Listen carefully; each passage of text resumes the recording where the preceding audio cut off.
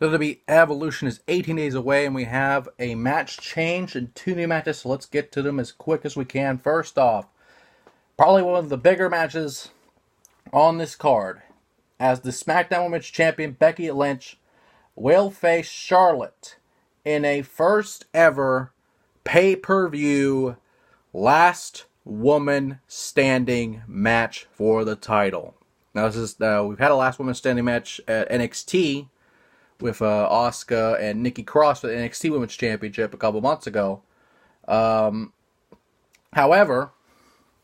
this is the first time WWE has ever done anything like this for women on the main roster.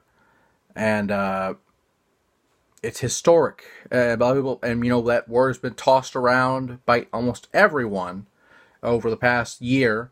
But it truly is historic. The last time something like this happened was, of course, the first Women's Hell in a Cell and the first Women's Royal Rumble. But the first time I can remember anything like this was the first Women's I Quit match between Melina and Beth Phoenix, probably over a decade ago now. If not, it's pretty close. But this is the match people have wanted women to do forever. Besides Hell in a Cell and besides the Cage, which happened over a decade ago, and then the ladder match, and then everything else. There's eventually going to be no first time evers unless you create matches, which would be interesting for WWE to do, but I don't know if they do it. However, with that being said, Becky retained the title on disqualification on the Super Showdown. Had a double count out to where Charlotte bled. They went for the Tron. Charlotte cut her arm or something during that exchange of going through the LED or the Tron or whatever the fuck. And both were counted out, obviously, last night. So this is the match that will end the feud, hopefully, but we'll see. I will say this. If Becky doesn't win this match, then I don't know what to think of what has been an excellent run for Becky as a heel champion. And has been good so far for Becky because, we haven't seen her as a champion in a while, and hopefully she holds on to it for a while, but, this is a match of longevity. And flares in general are known for their longevity, But, I wouldn't be surprised if Charlotte won, but I'm going to pick Becky just because she needs to hold on to it a little longer to be a credible champion. Speaking of credibility, Ronda Rousey has her first true test in Nikki Bella. And people might laugh at that, but, Nikki's a multiple-time Divas champion. Don't take that away from her. And, honestly, this is probably besides Nia Jax, this is probably the first step up in competition Ronda's had in a long time. Not just in UFC, but in WWE. Because the only threat that I could think of was Nia Jax.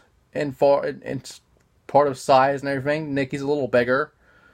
Or at least a little taller, so she has a reach advantage in this. But you know what? That doesn't matter when you have an armbar like Ronda does. But at the same time, Brie will be at ringside, obviously, and of course, for those that don't know why this is happening, the Bellas attacked Ronda on Raw after winning a 6-woman tag against the Riot Squad in the rematch of Super Showdown, which Ronda won in a double armbar, which is fucking amazing.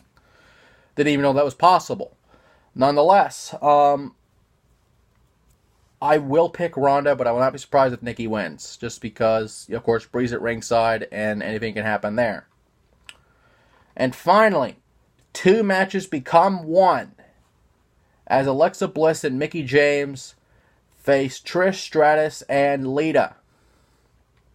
And of course, this is happening because, Alexa got injured over the past few weeks. And that would help protect her if the injury is severe. We don't know what I don't remember what she's injured with. I don't remember.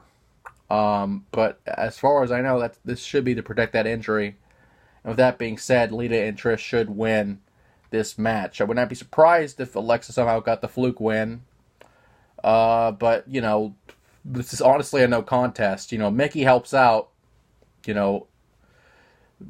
Bliss for sure. Mickey's going to be in this most of the match, I feel.